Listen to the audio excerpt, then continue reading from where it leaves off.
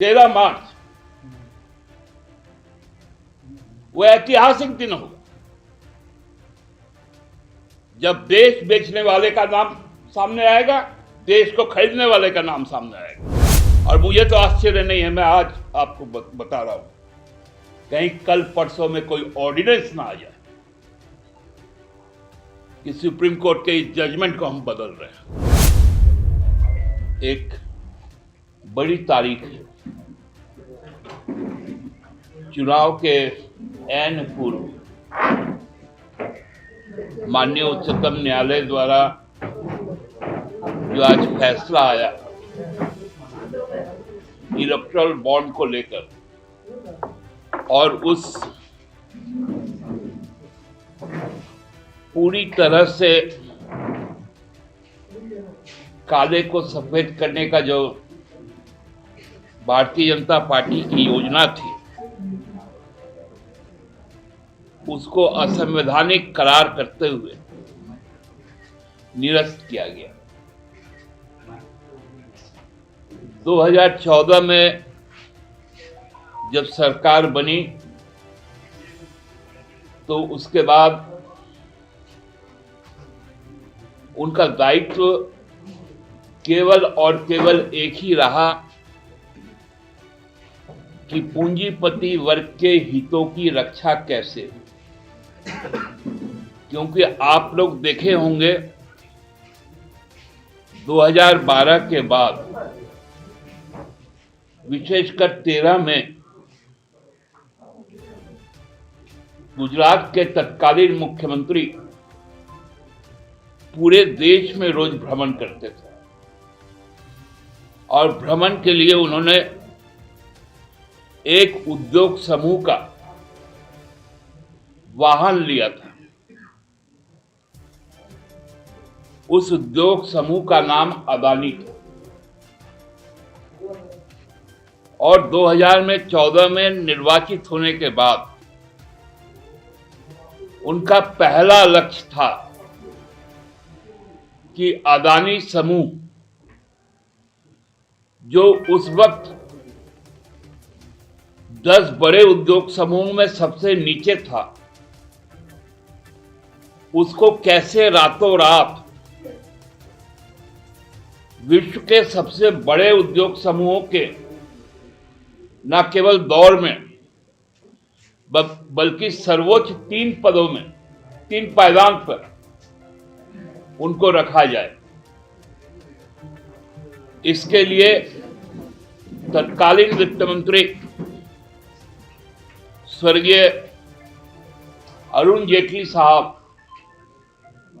जो supreme court के बहुत सीनियर लॉयर हैं, कानूनविद हैं, उनको एक विशेष टास्क दिया गया कि भाजपा का पेट तो भरना ही है, लेकिन उससे भी पहली प्राथमिकता अदानी को देनी है। 2017 में पार्लियामेंट में एक कानून पेश हुआ, बिल पेश हुआ इलेक्टोरल बॉन्ड का, और उसको इस तरह से पेश किया गया मानो कोई क्रांतिकारी काम। क्योंकि 2016 की नोटबंदी की जो विफलताएं थी, उन विफलताओं को अब ढकना था।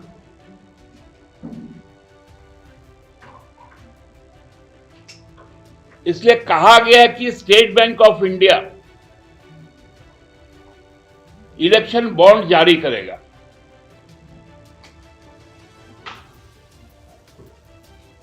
वो बॉन्ड कोई भी खरीद सकता है, जिसकी पहचान एसबीआई नहीं बताएगा, और वो बॉन्ड किसी को भी दे सकता है, जिसके बारे में वो भी किसी को नहीं बताएगा। तब याद कीजिए, हम लोगों ने इस पर कहा था, मैंने, कि ये पूरा मनी लॉन्ड्रिंग का मामला है। धन शोधन का मामला, पॉलिटिकल पार्टी कहने के बाद आरबीआई के तत्कालीन गवर्नर ने भी इस बात को कहा था कि इससे रेगुलेशन में दिक्कत होगी।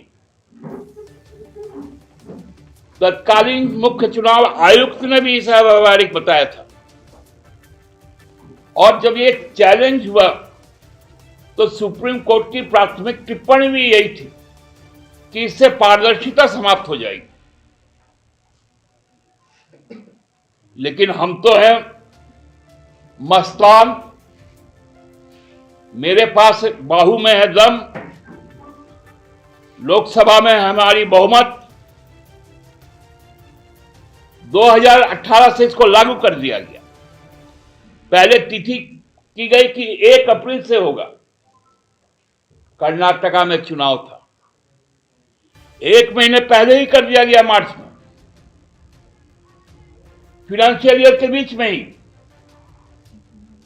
उसमें भी 10 दिन का एक्स्ट्रा ग्रेस दिया गया।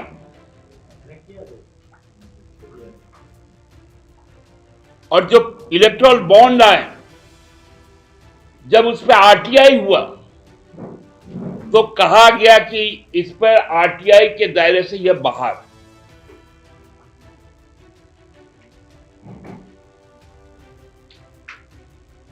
चोरी का सीना जोड़ी क्या होता है वो भाजपा से कोई सीखे। और मुझे तो आश्चर्य नहीं है, मैं आज आपको बता रहा हूं, कहीं कल परसों में कोई ऑर्डिनेंस ना आ जाए कि सुप्रीम कोर्ट के इस जजमेंट को हम बदल रहे हैं, क्योंकि पार्लियामेंट का सेशन ओवर हो गया। पार्लियामेंट का सेशन ओवर हो गया। अब ये चोरों का जमात एक ही सहारा लेगा कि ऑर्डिनेंस लाओ, अध्यादेश लाओ और इस फैसले को खारिज करो। और बड़ा सीना तान के घूमने वाला ईडी, अब तुम्हारा पीएमएलए एक्ट 50 कहां जाएगा?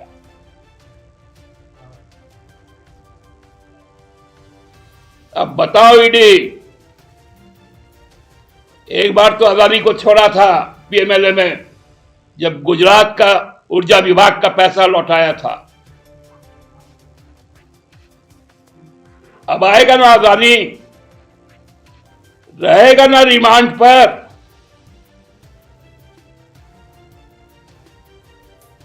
है हिम्मत ईडी में? 13 मार्च के बाद चुनाव आयोग के वेबसाइट पर ईसीआर ले,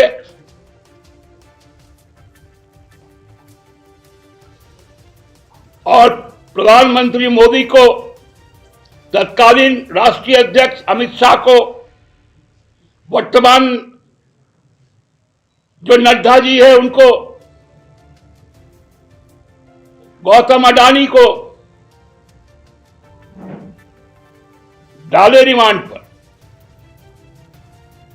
देखेंगे ईडी का कलेजा। अलग देश बना दिए हो पंजाब को। पंजाब का आदमी हरियाणा नहीं आ सकता, हरियाणा का आदमी दिल्ली नहीं आ सकता। अर्धसैनिक बलों से शेलिंग करवा रहे हो, एसएलआर से गोली चलवा रहे हो।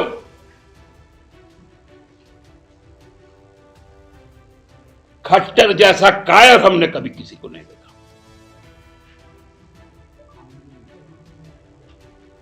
जो 1.5 किलोमीटर दूर से शेलिंग करवाता और अपने ही देश में ड्रोन से शेलिंग करवा रहा है। ऐसे बुज़दिल लोग हैं। N4 News Bharat।